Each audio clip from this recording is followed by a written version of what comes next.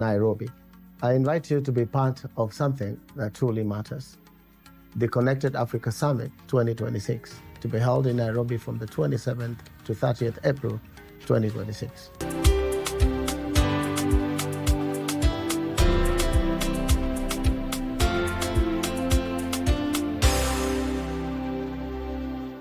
It's more than an event. It is where ideas meet opportunity and unlock solutions that drive inclusive growth. Let's get connected in Connected Africa Summit 2026. Meet you there.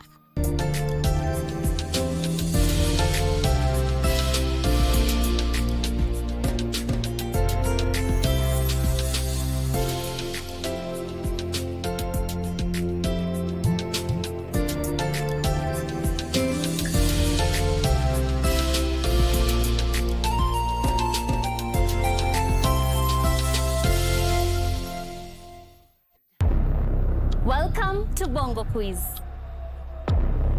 This Sunday, we bring you an experience like never before.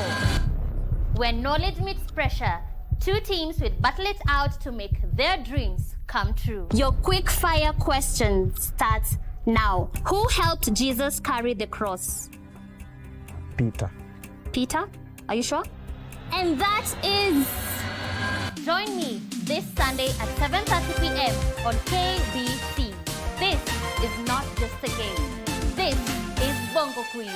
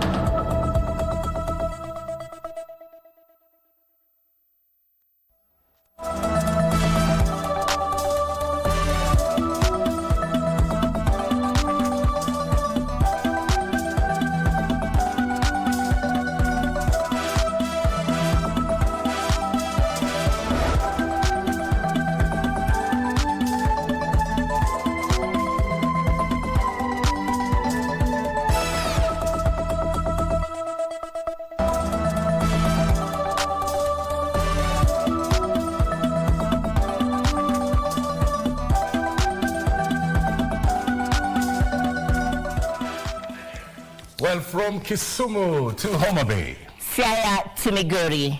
This is Prime Edition coming to you live from Broadcasting House here in the capital city, Nairobi, Kenya. Tonight, we embrace the Luo culture. Every Tuesday, we embrace the culture and heritage in the country. And today is no different. That's right. And you can see Muchuma holding a whisk. We are going to tell you what that is all about. We see that a lot in political rallies. We also see it when great men pass on. And so we'll be telling you what all that symbolizes a little later on. But first things first, let's take an executive summary look of how our highlights looks like tonight.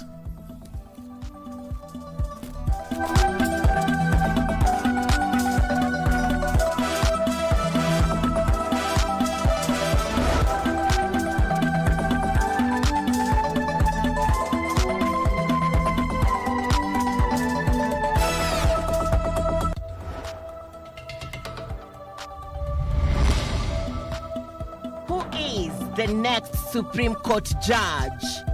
Candidates defend their eligibility before the Judicial Service Commission.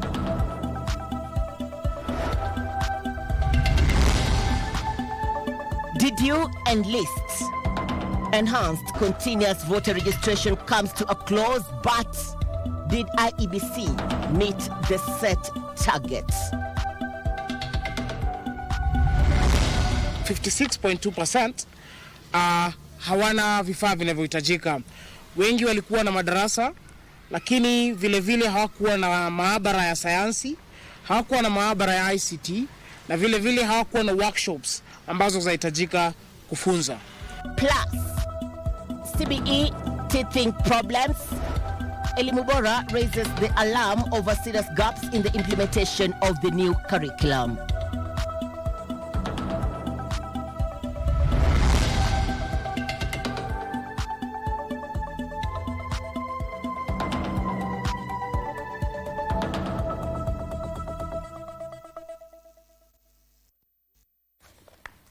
It's a cold evening here in Nairobi. In fact, it's raining, but we want to warmly welcome all of you from wherever you're watching in Kenya and around the world.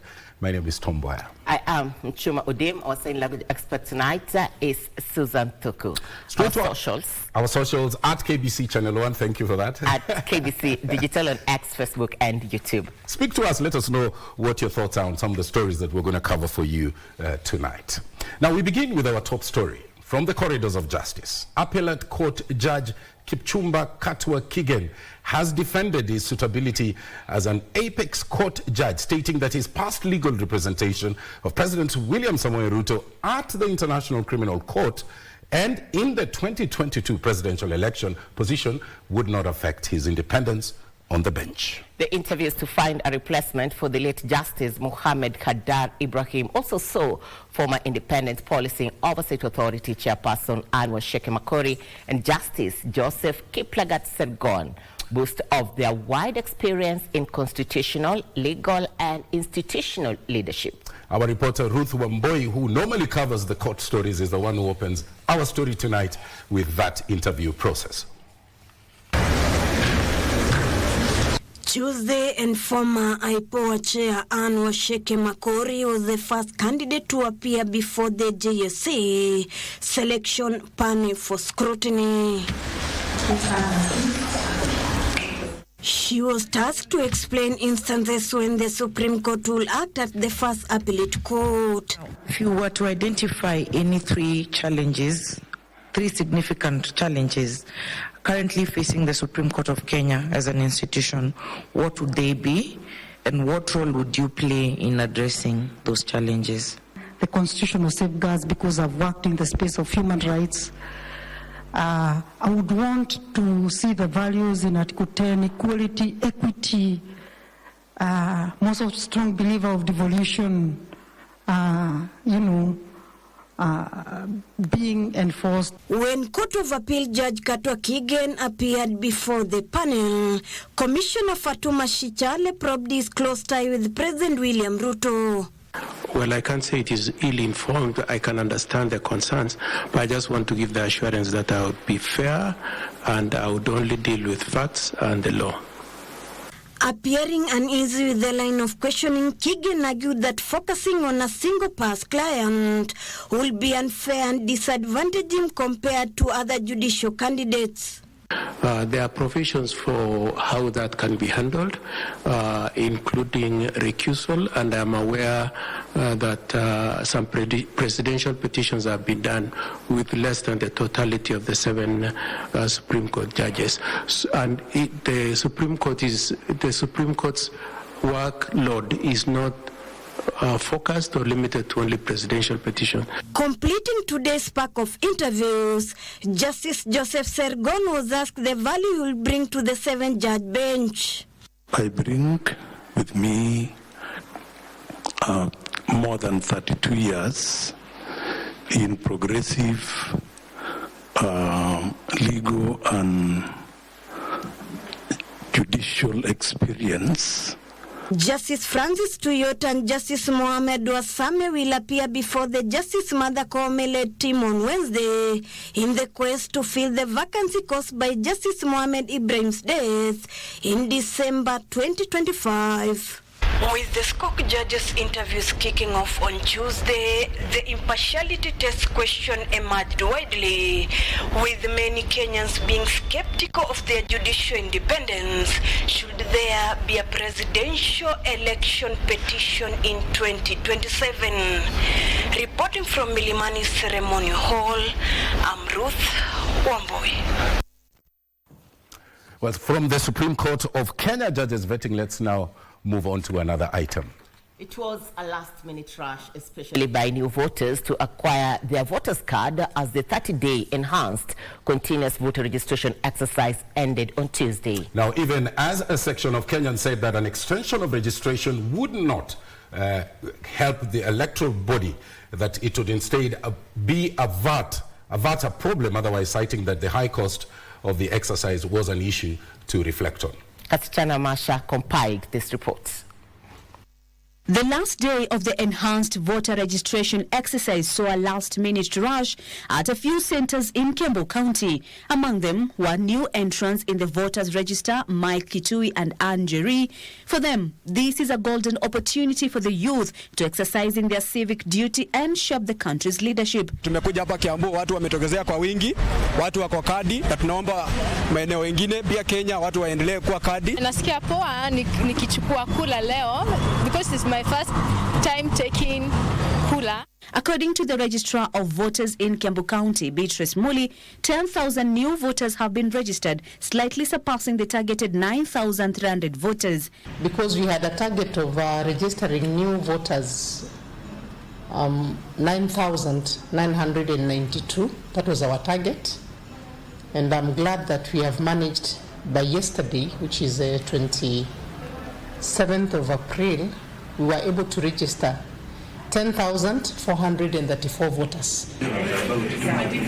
In Trans Nzoia County, the voter registration officer Patrick Wanyama disclosed that the county has registered 40,398 new voters, accounting for 88.7% against the targeted 45,507 new voters. Tulikuwa na target kwamba tungesajili watu 45,507 na kufikia jana tulikuwa tumesajili watu 40,398.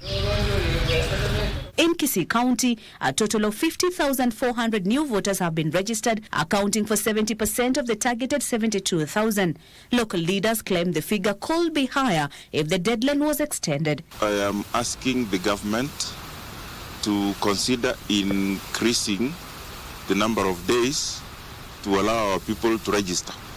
However, IBC chairperson Erastus Ethekon had stated that extending the exercise will be too expensive. As for the extension, the answer is no. We are not going to extend beyond 28th April, for the simple reason that this mass voter registration is a very expensive exercise. It costs a lot of money for us to employ over 13,000 registration clerks and officers. He urged those who have not registered to visit their constituencies where continuous registration is ongoing. The nationwide enhanced continuous voters registration commenced on March 30th, 2026, aiming to bringing voter registration services closer to citizens and boost participation in the electoral process. The exercise took place at multiple locations, including IEBC constituency offices, ward-based centers, huduma centers, universities, and colleges. Kasicha Namasha, Prime Edition. Now let's go to Kibera, where President William Ruto unveiled an ambitious multi-billion shilling plan aimed at transforming Nairobi's infrastructure, housing and education systems, promising a capital city that reflects its role as Kenya's gateway to Eastern Africa. During a tour of Kibra constituency, the president announced an 80 billion shillings investment package for roads, street lighting and waste management alongside major housing and school infrastructure projects. Well, the president said that interventions are part of a broader strategy to modernize Nairobi and improve living standards for residents. Here is that report. By Ben Chumba. Pia nitaongeza pesa. The 80 billion shillings investment package for Nairobi City County targets 260 kilometers of roads, installation of 40,000 street lights and stronger waste management systems. The projects are aimed at improving infrastructure and giving the capital city a modern outlook. Mimi nawaambia watu wa Nairobi, kufikia mwisho wa mwaka huu, you will have a different city. You will have a city that qualifies to be the capital of the Republic of Kenya, because we have made that commitment. In Kibra constituency, the State Department of Housing will take over and complete the stalled 900-unit Kenya Railways housing project. The units will be allocated to residents under the Affordable Housing Program, while an additional 3,000 houses will be built on the same land. President William Ruto also commissioned new classroom blocks at Joseph Kang'ethe Primary School, Raila Odinga Center and Ayanyi Primary School. The projects form part of a broader education reforms that have seen 23 classrooms built nationwide and 100,000 teachers recruited. Niliwaeleza tutajenga madarasa zaidi. Tumejenga madarasa 23,000 ya Raila Education Center hapa. Mimi leo nakuja kuhandover ikiwa imekamilika. So this is part of our greater plan, making sure that every child in the Republic of Kenya has a space to learn and has a teacher to teach. The president said development, not politics, should remain the focus. He maintained that the government's priority is delivering projects that improve lives across the country. Kila kiongozi apimwe na agenda yake na apimwe na kazi ile amefanya. Mtu achafanya kazi yoyote asitusumbue. Mtu mwenye hana mpango yoyote awachane na sisi. Mtu mwenye hana maono na sera awache kuangaisha Wakenya. Sisi tunataka tuende mbele kama Wakenya. Ben Chumba, Prime Edition. Well, it's exactly 14 minutes past the top of the hour, and Ben's story brings us to our first break here on Prime Edition. But coming up, back to school and JSS teachers row also in the interview, Tom. That's right. We have Felix Brian Onyango, a communications and advocacy specialist. We're going to talk about what are the biggest threats that are facing education in this country today, right here, right now, and what role can the alumni play to sort of change that. All that's coming up with the detail and clarity you deserve. Stay with us.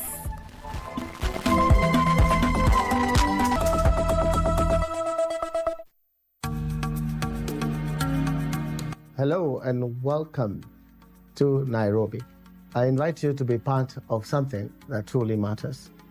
The Connected Africa Summit 2026, to be held in Nairobi from the 27th to 30th April 2026.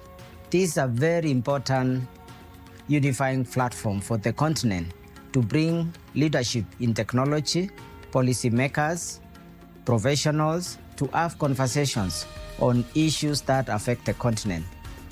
Connected Africa Summit 2026 is more than an event. It is where ideas meet opportunity.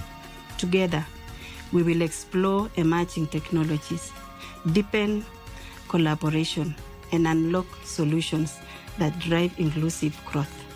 Let's get connected in Connected Africa Summit 2026. Meet you there.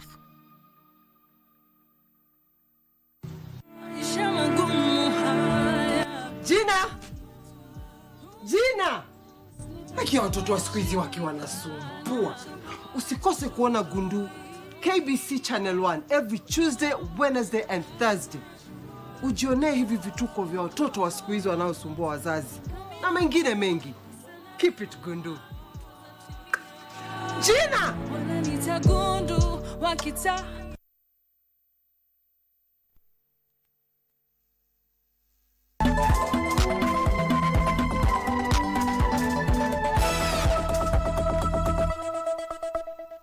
Welcome back to Prime Edition, and our socials are at KBC Channel 1 at KBC Digital.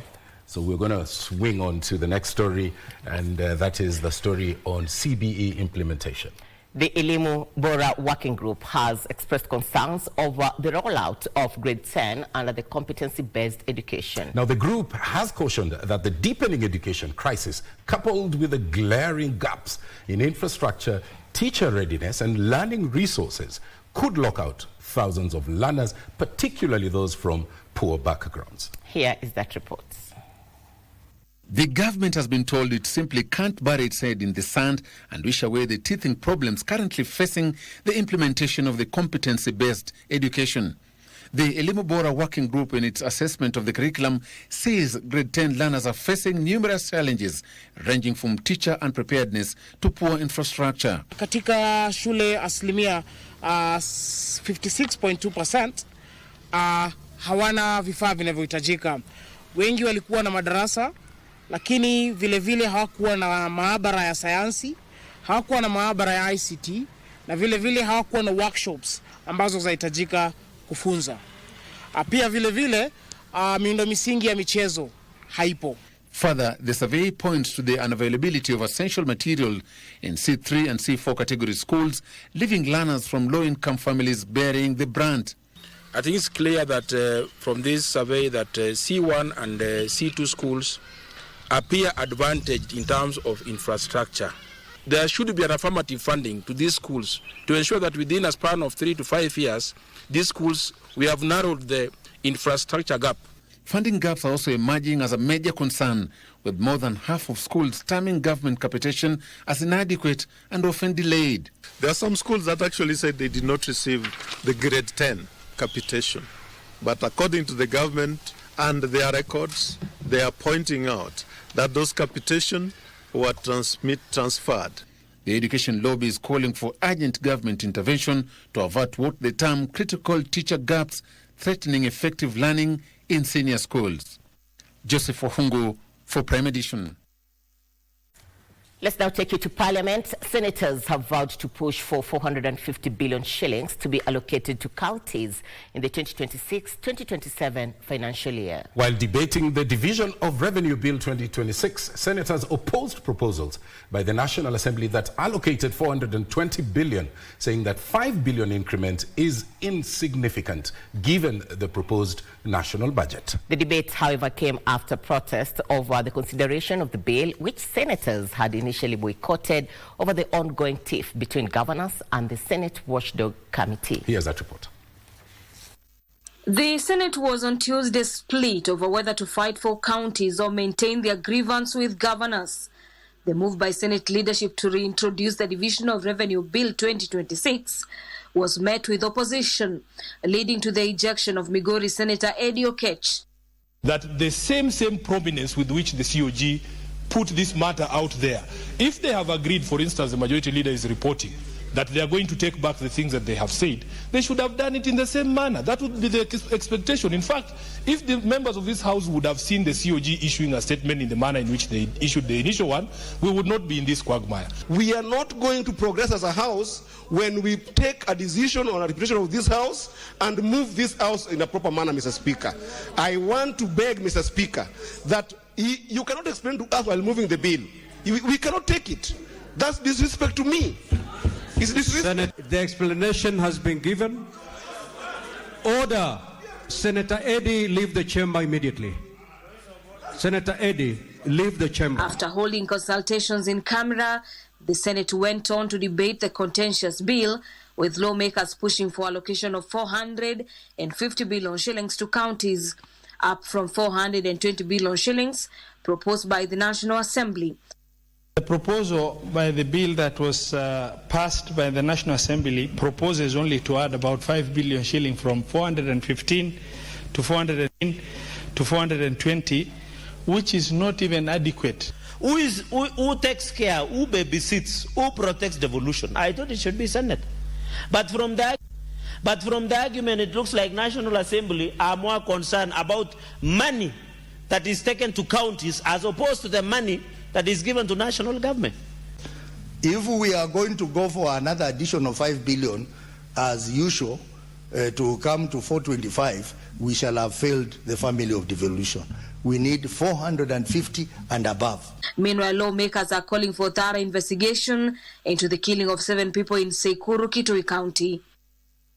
Imagine visitors come to our county, kill our people in our homes, and we are expected to be saying hallelujah when our people have been killed, Honorable Speaker. Honorable Speaker, we are saying enough is enough. And the reason we are discussing this House is because we want this House to come with a lasting solution to this problem.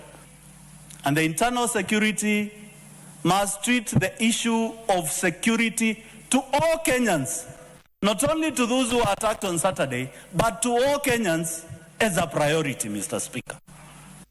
For Prime Edition, I'm Gladys Mongai.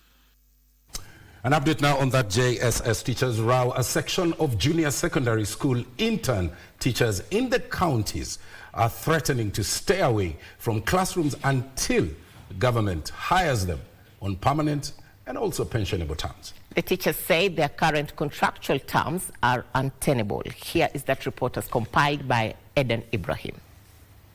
Viva! Viva! Viva! Viva! A labor dispute is on the verge of derailing the ongoing school reopening for the second term. Junior secondary intern teachers are up in arms demanding permanent employment. In Nyandarua County, the interns staged protests accusing the government of indifference. Court of Appeal already ruled in favor of our teachers that the employment was illegal. After that, they compensate for the months and the year they have already done that work illegally. Elsewhere, the Kenya Union of Post-Primary Education Teachers, KUPPET, Baringo branch, has called on the government to urgently address challenges teachers are facing while accessing treatment under the Social Health Authority, SHA.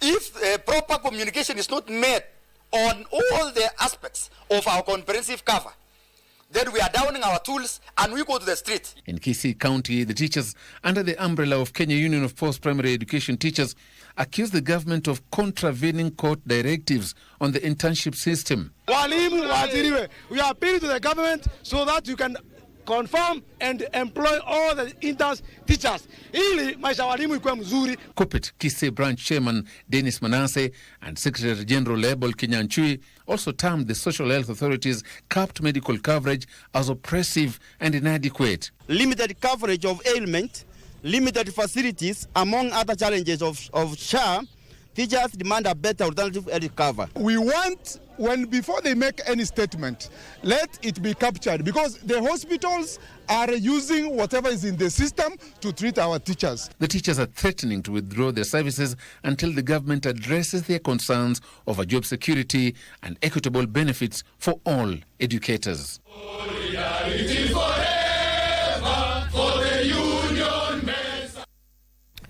Let's now take you to the counties. Police in Kirinyaga County are investigating an incident where a body of a minor was found dumped in River Mukengeria. Now, the residents who reported the matter to the police say that the 6-year-old boy had gone missing on Monday.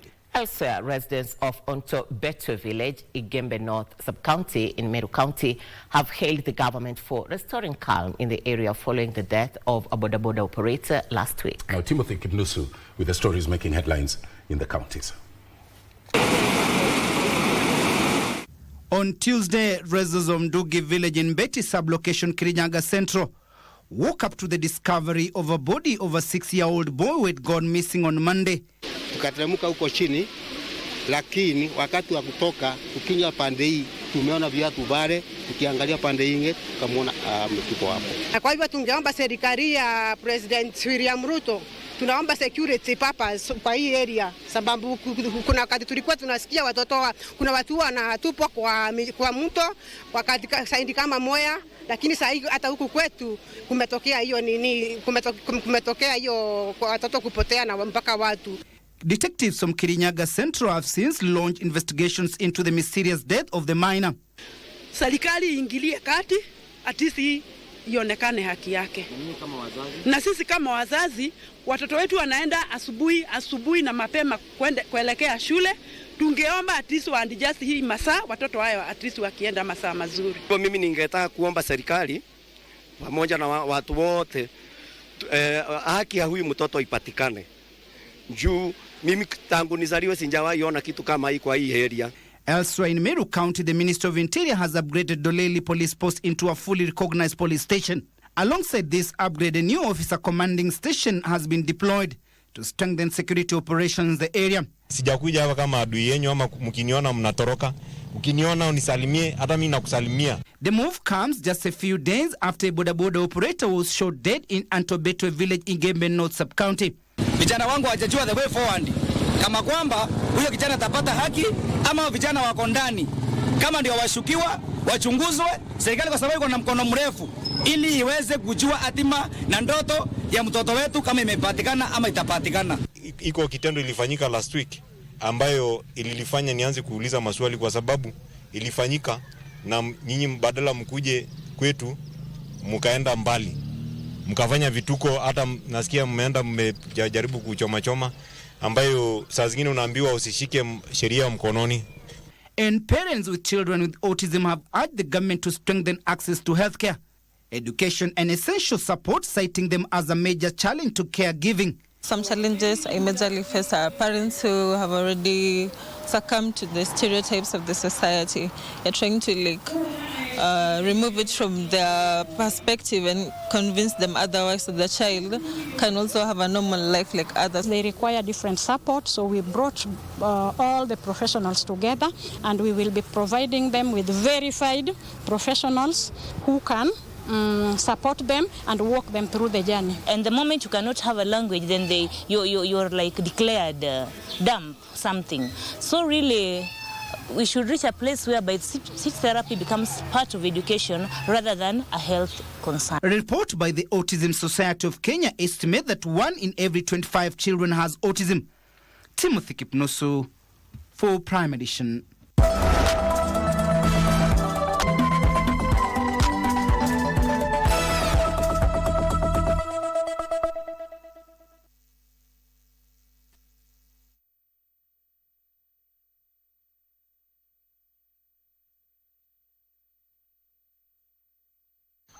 $100 million Africans are in the gig economy today. But most are competing alone against platforms they don't control, with policies that weren't built for them.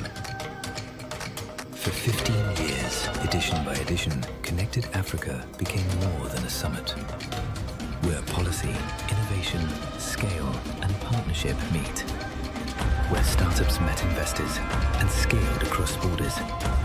Now we arrive at a defining moment. Connected Africa Summit 2026.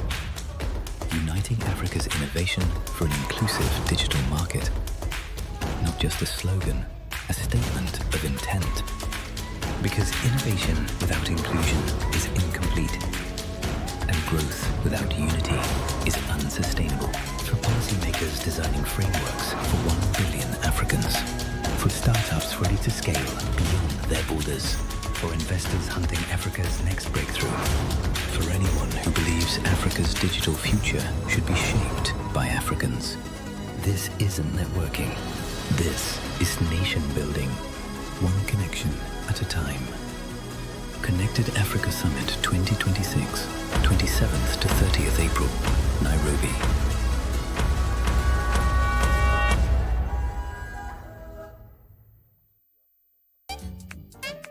I don't think that lock's very safe. You need a deadlock, really. I'll work on work days, rest on rest days, eat when I'm hungry, sleep when I'm tired. Why do I need all that planning? Don't forget to call home often. I got it. Don't fight with your mom. I won't be able to. My grandma will be there. Enjoy yourself. I read 42 orders today. One didn't answer their phone, which killed 10 or 15 minutes, or I do more orders. I never felt this way before. Why does it feel so cold tonight?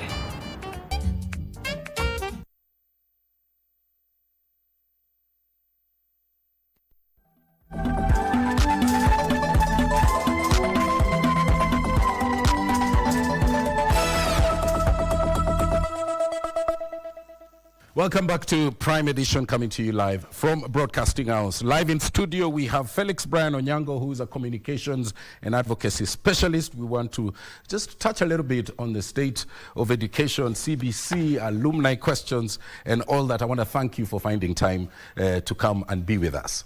Thank you very much. I appreciate Now, before we even go into it proper, I just want to get your reaction. There's a story that one of my colleagues, Joseph Wakungu, brought out, the one of a deepening crisis in the education sector, glaring gaps in infrastructure, teacher readiness, learning resources, and he also talked about, you know, the possibility of thousands of poor students being locked out of education. And I just wanted to get your initial reaction to that story. Thank you very much, Tom. Yeah. My reaction to junior secondary education, and I believe senior secondary education, the challenge would be on infrastructure. Yeah. It appears that the program was rolled out. However, maybe we were slightly a bit in a hurry. However, I feel encouraged in the sense that we have different tactics to actually stand in the gap, especially in infrastructure. Infrastructure, in particular, specifically for JSS, their needs are very different from primary school teachers. Okay. Yeah, because you find someone who trained in JSS is someone who did education and in secondary education. Most probably they did 2 subjects. But now when they go to primary school, they're going to teach about 10 subjects. Because you know someone in primary, by and large, they're just a generalist. So the needs for someone in JSS is very different than the needs for someone in primary school. Now the challenge comes in the sense that the government, or not the government per se, rather how the program was rolled out was that JSS was supposed to be housed in primary schools. Yeah. So now the challenge remains. The court has ruled that JSS teachers' employment is actually null and void per se because it didn't follow due process and stuff like that. Okay. So infrastructure should be solved. And infrastructure should be solved through deliberate capitation. You know, right now capitation is per student. With JSS, with CBC, now coming to senior secondary school, becomes CBE. Yeah. Now we have to move from per student capitation, where let's say the government was giving maybe 3,000 or maybe the government was giving 10,000.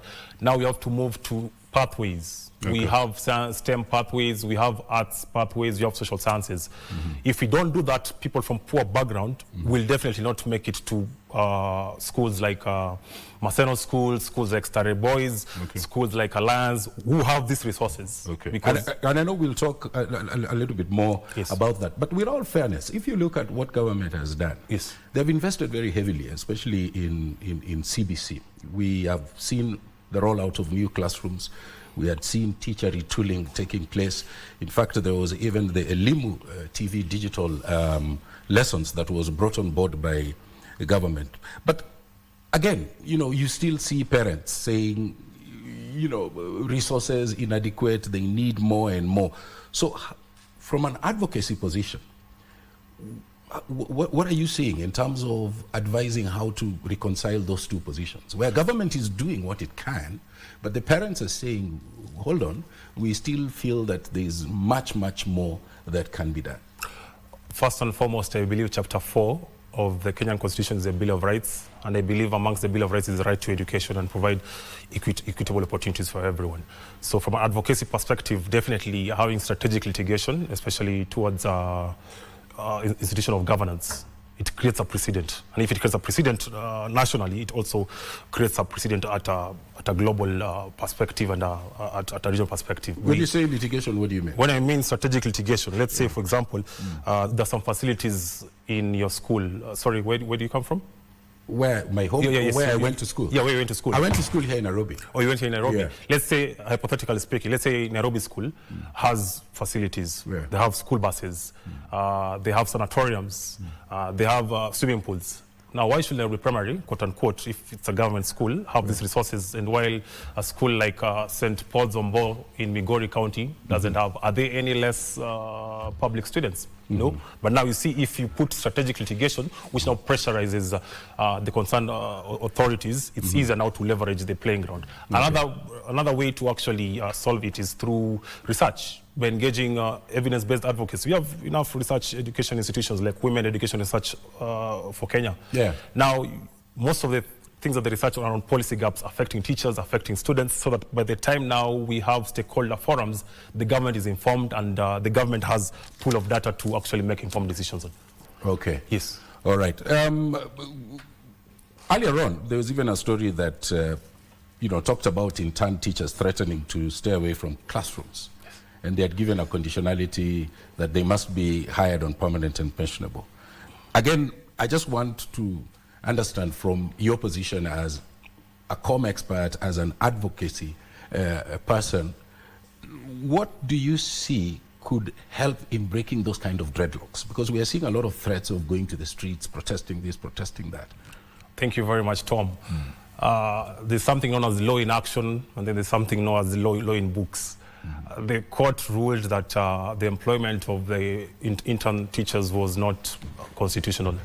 However, now there's a gap within the government sector. These teachers need to be employed. So definitely there'll be need to seek for alternative dispute resolution mechanisms. And we've seen this even in our leadership when in 2007, when we had then ODM leader and PNU leader having to make agreements away from the legal structure. Yes. Because at the end of the day, it's very paramount and very important for the government to put its fingers on the pulse of the people that they serve. And the people are actually communicating that the infrastructure is low, the teachers are striking, the teachers are also saying they want better pay. So definitely all concerned stakeholders will have to come together and look for solutions that may not necessarily be quote-unquote legal, because there's law in action and then there's the law in books. But I do have lots of confidence that we've been in this situation before. Yeah. And definitely the government will definitely come up with a solution. Come up with a solution. Yes. Ask not what the country can do for you, yes, but what you can do for the country. Yes. So there's this question of the role of alumni. Yes. If you look at certain institutions, for example, Starehe Boys Center, you look at Alliance, you look at Lenana, there's a sense in which the old boys, always get back to those institutions and, ask, where can we help? How can we help? What do you think is the role that alumni can play in, helping the schools that, give them the education that they enjoy today? Thank you very much, Tom. I'm a proud alumni of Maseno School. Our motto is perseverance shall win through. I commend the structure, which is a model used by Starehe Boys and the Lenana School. They have an endowment fund. So having an endowment fund, it's something which is permanent. So it's not like every single time the school has an Arambe, they call on all boys. But even so, the school at a very preliminary age, when you're going to school, they should inculcate these values of identity. And I think some of the schools that you've mentioned, they do that from the get-go. Yeah. I do know for a fact that most recently Alliance celebrated 100 years commemoration. Yeah. And right now I do know Maseno School is celebrating 120 years. 120 years? 120 years. And the other day I was seeing Alliance, taking pride in Carrie Francis. Carrie Francis was one of the headmasters, but... Yes. But Carrie Francis was actually Maseno for 12 years between 1928 to 1940. He was a mathematician. He's a legendary teacher within the education circles. So now, back to your question. Yeah. The people who are invested in the school, the people who love the school for the most part. Who come back and support their schools. Are the alumni. Yeah. I'll give you an example. Yes. Most recently, we had a case last year of a teacher who was grooming students in Alliance Girls High School. Yeah. And that grooming had happened for a period of 20 years. However, the person who blew the whistle was a journalist and was an alumni of Alliance Girls, and she was groomed. Yeah. And eventually, through strategic advocacy by the alumni, that was solved. Now, alumni come in terms of creating infrastructure, in terms of fundraising, in terms of endowment fund. And I do know that Maseno at 120, one of the programs that are coming up with is redevelopment plan, where now they're going to rebuild the whole school afresh, where you're going to have a science complex, where you're going to have STEM, where you're going to have swimming pool. This is in line with the CBE actually program, so that they're not caught off guard. Because we know there's a challenge in terms of capitation. Now the alumni are coming in strongly to support the school that gave so much to them, because to whom much is given, much is expected. And of course, you've seen this from the TV all the time when people are reporting to school and, someone is from a humble background and they cannot afford to pay fees. So we want to solve those kind of situations by having foundation. And I do know, I know Lenana has an endowment fund. I know Starehe have Griffin Memorial Trust. I know Maseno School has Maseno School Foundation right now in line with the 120 years celebration. So they come back and support the Brighton. They are the easiest people to actually support, as opposed to the government waiting for capitation. Yes, the government will support, but the question is, away from the government, what is the stakeholder engagement? Okay. Now that's a good point, but let me just ask you this. I mean, we are seeing what's happening. Teachers threatening to strike, the questions of capitation, delaying, and so on and so forth, and even children with a poor background falling off the rail. If you were to get an opportunity to discuss with the CS in charge of education, and you had 2 minutes, what would you tell him? I'd tell him first and foremost to compound all this bursary that you have. I mean, you have CDF, you have the Governance Fund, you have got Ministry of Education Fund. I mean, I think if we combine all that, basically that solves education actually for everyone in the country. I feel it's so decentralized. I feel maybe that creates lack of accountability in certain areas. Maybe certain areas feel short, but I feel if that is compounded in one centralized place and then the governance is beefed up and there's accountability, I think education is a human right in 2026, and that we shouldn't beg for anyone for that. You shouldn't beg for. Yes. I'm so grateful that you found time to come and talk to us. Before I let you go, you know, we normally theme our bulletins on Tuesdays. Yes. Tell me about it. So tonight we were focusing on Kavirondo, what was once called Kavirondo Association. That's in Western and Nyanza. Luo Nyanza. Yeah, and you must have seen my colleague holding a whisk. Irene. Yes. Yeah. When you saw that whisk, what came to your mind? The first thing that came into my mind when I saw that whisk was Jaramogi Oginga Odinga. I think he used to wear a beaded cap, and I think he also influenced Jomo Kenyatta, who was the first president to wear the beaded cap, and also saw Tom Mboya, who's also from Kavirondo, from Rusinga, wearing that cap. So he used to like wear, using that... the whisk. Yeah. What does it symbolize? Symbolize leadership, actually. And I remember during the KPU rallies, Ndume. And maybe one thing I didn't mention is Jaramogi Odinga was actually an alumni of Maseno School. Yes. There's something coming up in Maseno? Yes. You mentioned that. What is it? In just 30 seconds. In 30 seconds. We are having 120 years anniversary on the 9th of May. Okay. And we're also going to launch the school redevelopment plan, where now we want to rebuild the school, quite frankly, so that it aligns with the CBE curriculum. Okay. Because the school has given so much for the last 120 years, so we want to build it for the next generation. So you're giving it back to the school that made you who you are today. Yes, thank you. I want to thank you so much for finding time to come and talk to us. Brian Felix Onyango, communication and advocacy expert. We're going to take a short break. When we come back, business and other talent, we will be getting sporty. Don't go away.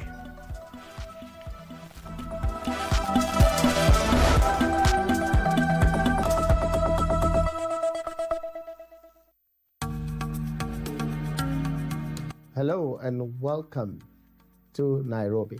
I invite you to be part of something that truly matters. The Connected Africa Summit 2026, to be held in Nairobi from the 27th to 30th April 2026. This is a very important unifying platform for the continent to bring leadership in technology, policymakers, professionals to have conversations on issues that affect the continent. Connected Africa Summit 2026 is more than an event. It is where ideas meet opportunity. Together, we will explore emerging technologies, deepen collaboration, and unlock solutions that drive inclusive growth. Let's get connected in Connected Africa Summit 2026. Meet you there.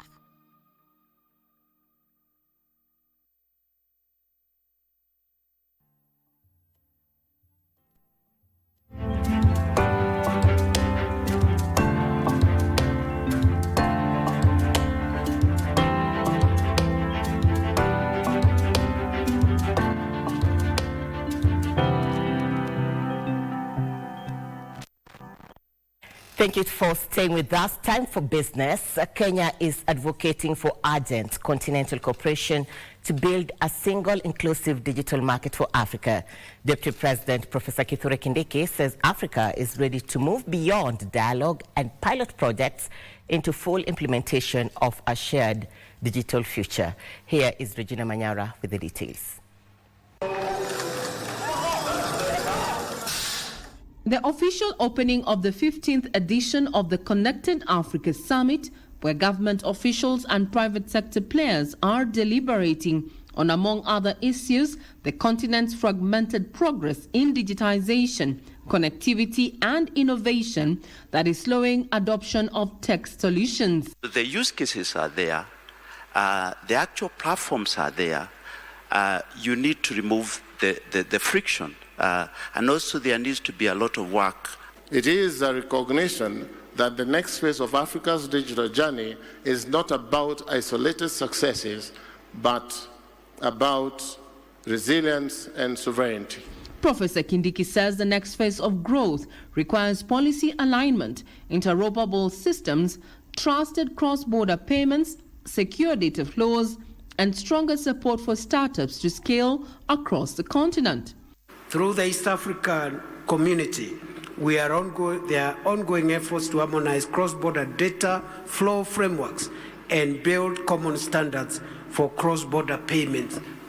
The same is going to happen under now the Africa Continental Free Trade Area arrangement. He highlighted how Kenya is leveraging the digital superhighway program, fiber expansion, and over 90% 4G population coverage and youth empowerment initiatives such as Ajira and Jitume digital hubs for double-digit digital economic growth. As in the public sector, we do not have the monopoly of ideas and knowledge. We do not have the monopoly of resources, and that's why our partnerships are very important. The Connected Africa Summit now enters its 15th edition from right here in Nairobi, Kenya, with discussions centered on matters innovation, digital infrastructure, financial technology, as well as policy harmonization, with one clarion call: a united Africa for trade and growth. I'm Regina Manyara reporting for KBC Channel 1. On to a story compiled by Teresa Mtai. Kenya plans to ban the export of raw minerals as the country moves to boost revenue from minerals. President William Ruto has said the ban seeks to increase revenue from raw exports while expanding the country's industrial base. Kenya has already discovered significant deposits of gold, titanium, and gemstones, while oil exploration efforts are currently at an advanced stage in Turkana County. Despite having major mineral deposits, Kenya remains an outlier in Africa's vast mining industry. The country has proven deposits of gold, copper, rare earths, diatomite, emeralds, and gemstones, among others. The country is also in the process of developing its oil industry with the development of oil fields in Turkana. To attract more investors, the government has rolled out reforms, including the Mining Act of 2016, digitized licensing, while creating the National Mining Corporation to boost the industry. It requires investment, technology, and strong partnerships, supported by a conducive fiscal and regulatory environment in which all these elements can come together effectively. Kenya is not only ready and robust in terms of regulations and law, Kenya is creating the necessary support infrastructure to spur and open up the industry.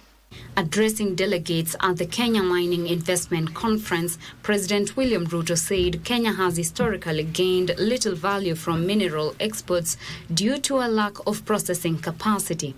Despite these endowments, the continent currently captures less than 1% of the value generated from global clean energy technologies. The reason is clear. For too long, we have extracted and exported raw materials at the bottom of the value chain, while others have processed, refined, manufactured, and captured the greater share of economic value. Ruto says Kenya plans to change that by ending raw mineral exports and building a full value chain locally. Kenya will no longer be a supplier of raw materials to fuel the industries of others. We will process our minerals here in the continent. We will refine them here. We will manufacture them here. The full length of the value chain must and will generate value for Africa, for African prosperity. Already various projects are being developed to help boost mineral processing in Kenya. This includes the iron ore pelletization plant in Taita Taveta, worth 11 billion shillings, a gold refinery nearing completion, and the Voi Gemstone Value Addition Center, supporting small-scale miners. For Prime Edition, I am Teresa Mutai. Now, the market value of Nairobi Securities Exchange has expanded in the first 3 months of 2026, driven by the Kenya Pipeline initial public offer. According to the quarterly statistical bulletin from the Capital Markets Authority, the market capitalization jumped to 3.2 trillion shillings from 2.9 trillion shillings in the period October to December 2025.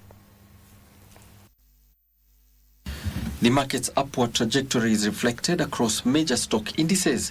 The Nairobi All-Share Index climbed 4.42% to reach 194.82 points, while the NSE 20-Share Index, which tracks the performance of blue-chip companies, rose by 9.31% to close the quarter at 3,431.56 points. Equity turnover for the period also saw an increase of 35.10%, reaching 58.4 billion shillings. In the fixed income segment, the secondary market for treasury bonds hit a historic milestone. The turnover passed the 1 trillion shillings mark in just 3 months, closing at 1 trillion shillings. This represents a 49.80% year-on-year surge, compared to the 725 billion shillings recorded in the same period in 2025. In the primary market, the government successfully raised 265 billion shillings through the reopening of 6 treasury bonds and 2 switch bonds. The derivatives market experienced a spike in activity. The volume of contracts traded surged by 1,241%, reaching 78,348 contracts, while market turnover rose to 318 million shillings. The quarter was defined by the launch of the ZD Trader, a digital investment platform developed by Safaricom PLC and the NSE. CMA Chief Executive Officer Wycliffe Shamia says such innovations are critical for financial inclusion, though he emphasized that the authority is tightening supervision and investor education to protect new participants.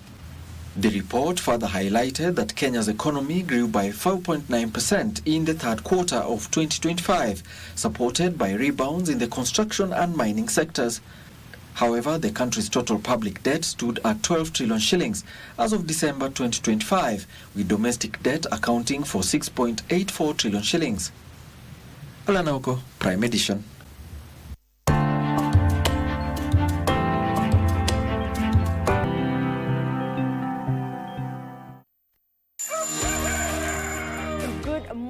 Good morning. Good morning, Kenya. Wake up with Good Morning Kenya, the morning show that's got it all. We dive deep into issues shaping our country. Youth are a voice of a nation. What is the next step for the young people? Unpacking political landscape from Monday to Wednesday. We discuss family matters. It is very important to guard your relationship. And for your health. Someone doesn't wake up and they become an addict. It's in stages. We've got you covered each and every Tuesday at 9 a.m. Every Wednesday, it's all about The Viewpoint. A day in politics is like 1,000 years. Unpacking the biggest stories of the week, getting you insights and getting you ready for your day. And the package is not yet done. I get to fix your Thursday with some entertainment. Entertainment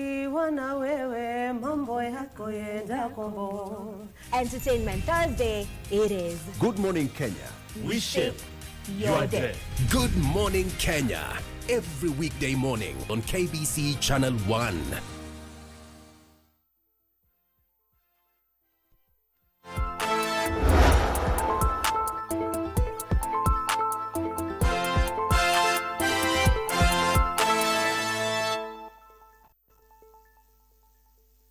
Thank you so much for staying with us. It is time for the latest from the sports desk with me, Bernardo Kumu.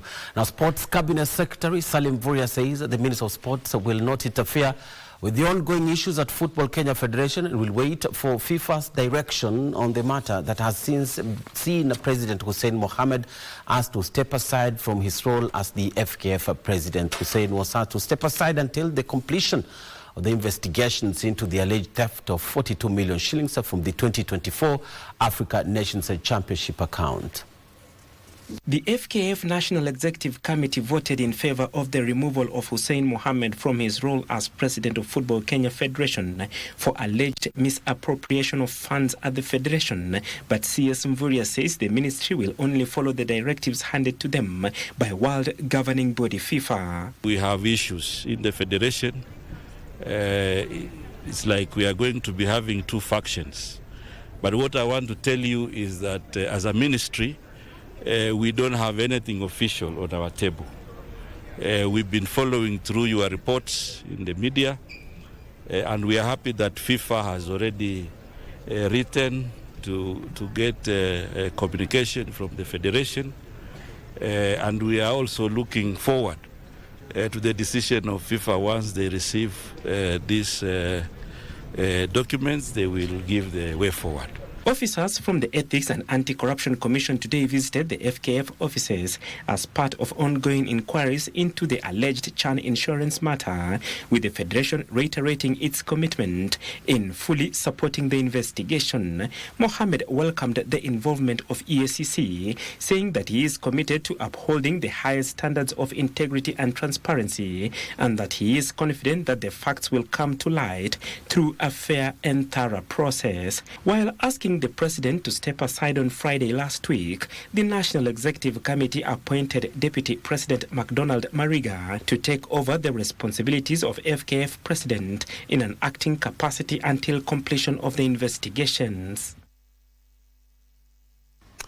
As Technical University and University of Nairobi played a 1-1 draw during their Group B encounter of the ongoing University League Cup at Kasarani Annex. After a goalless draw characterized by several missed chances, the match sprang to life as both sides found the net in the second period. Emmanuel Palimwach scored Tuk's first goal in the 79th minute, while Yowen equalized a minute later through Adrian Zak. The draw was the first between the two sides, who had opened their campaigns with victories last week in University of Nairobi, while Optamref University 5-0, while Technical University saw off Cooperative University by 0-0. The inaugural edition of the competition has brought together 8 university football teams divided in 2 pools of 4 teams each. Group A consists Catholic University of East Africa, Africa International University, Zetech University and Multimedia University, while Group B is composed of University of Nairobi, Technical University of Kenya, Amref University and Cooperative University. The tournament, which kicked off on 21st of April, is expected to culminate on May 30th, with the winners being awarded trophies and cash prizes.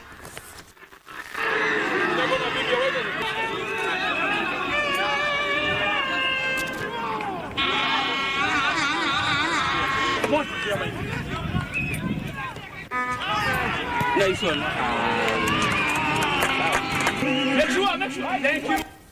Millers of Apaka will be the first team to be relegated from the FKF Premier League if they fail to win the next match against Mathare United on 1st of May. Sofapaka, bottom of the table on 17 points, and a loss will directly send them down to the National Super League with 4 matches remaining.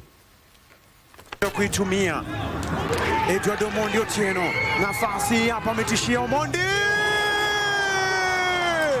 As the battle for the title heats up with 5 matches to the end of the 2025-2026 season, survival is becoming an almost impossible task for some of the FKF Premier League teams.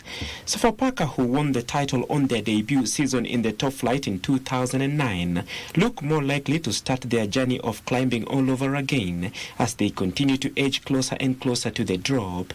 But Otoba Mungo have just won 3 matches this season, losing 18 games in the process, and 1 more loss would guarantee them a place in the National Super League next season. Super Sub Stanley Lugalia anawapa matumaini Sofapaka kuonaweza kurudi mchezoni. Bidco United are not safe either. They are second from bottom with 23 points, 6 points behind 17th placed Kariobangi Sharks. Bidco have won 4 matches only this season, losing 14 and drawing 11, and they are also in danger of the drop. As it stands, only Moranga Cell in 11th position is safe, with all the other teams, Mathare United, Posta Rangers, Ulinzi Stars and APS Bomet, in positions 12th to 15th respectively, can still drop to the Super League. At the top, Gor Mahia lead the way on 61 points, 6 points above Leopards, and need just 3 more wins and a draw to seal the title once again, should Leopards win all their remaining matches. Remember that it is also Champions League night, the semi-finals, first leg on beginning today as well as tomorrow, and today PSG against Bayern Munich, and they'll be in Paris to begin their quest for the title defense against the Bavarians, who've been in top form all throughout this particular campaign. How that one will pan out, we'll be able to tell you tomorrow in subsequent bulletins. But that's it for me. I'm Bernardo Kumu. Hand you back to Tom and Odim. Thank you very much, Okot. Okot was very sporty today. Okay. He is a football fan. We call him our sports expert. Yeah. Well, we have to go now, and we want to thank you so much, of course, for always choosing Prime Edition as your channel of choice for your news. And before we go, what are we doing? Are we reading feedback, or you want to ask me a question? We won't start with the feedback. Maybe you just give me a general feel about the Luo culture, considering today is Luo night. Yes. We start with this. Oh, we start with this? Yes. What does it symbolize? So it signifies the cape. The cape on a woman is called a ligisa. All right, it sounds a bit Luo, but it's actually a Luo word. All right, and the ligisa is normally worn by a man who has killed a lion, a leopard. Okay, and basically the reason why they wear it is because they are granted the right to now be called brave. But we also have women who wear it. Like now, you've worn it. Yours is a bit contemporary. But the traditional one is the one that covers, a larger area on the head. And it's made of skin, right? And it's made of skin. Yeah. So the woman who wears it, number one, is called Mikai. Mikai is wife number one in Luo. Number two, she has something we call nyade. Nyade is sophistication and some level of cultural pride. All right, I can see you smiling. The third one is she's a medicine woman. And of course, the fourth one, she's Minping, a woman with wisdom and a woman with vigor. So that combination. As for that, because we have to go, our guest talked about it. He said it's an orengo. That one, any leader holds it, and it's also one of those ways of paying respect to the departed. The animal skin. This one. Very key. Pien Nyadiel. Say that. Pien. Yeah. It's worn by both men and women. Yeah. So if a woman wears it, it also signifies status and the farm. Unaendaga kwa shamba wewe? Good. Very good. I do. Very good. Well, we've got to go. The director has said it's a wrap, and want to thank you so much from all of us on Prime Edition. Thank you until next week on Monday and Tuesday when the clock strikes 9. I'm Tom Mboya bidding you good night. I am Muchuma Odim. Our sign language expert tonight is Susan Tuku. God bless you. Bye-bye.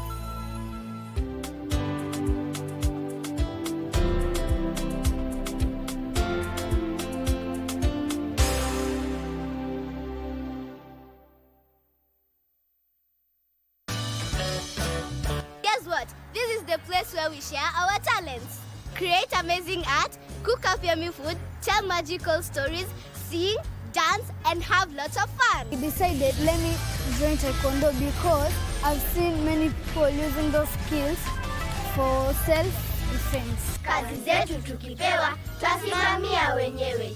Belle mama, belle ami. Let's be happy and healthy too. We are going to meet a sly python and a clever butterfly. And today we're going to learn how to make a shell-faced lion.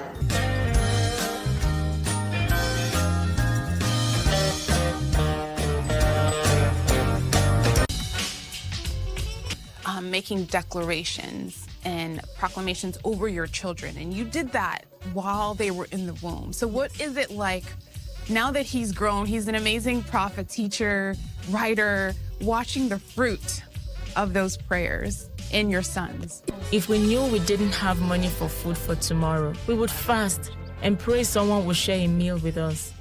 Sometimes I wondered, does God see us? When I looked into the mirror, I saw nobody. It was just an empty soul. I couldn't see a reflection of myself.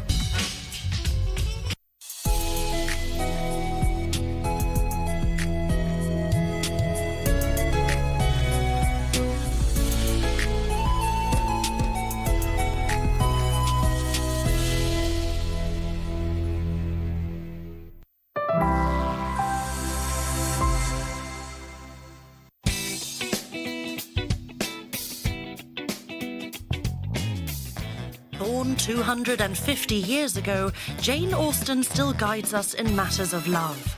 We follow her traces and meet today's Austen fans.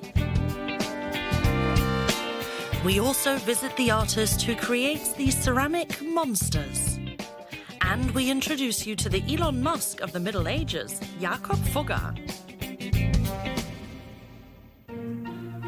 Could Jakob Fugger be the richest man of all time? Was it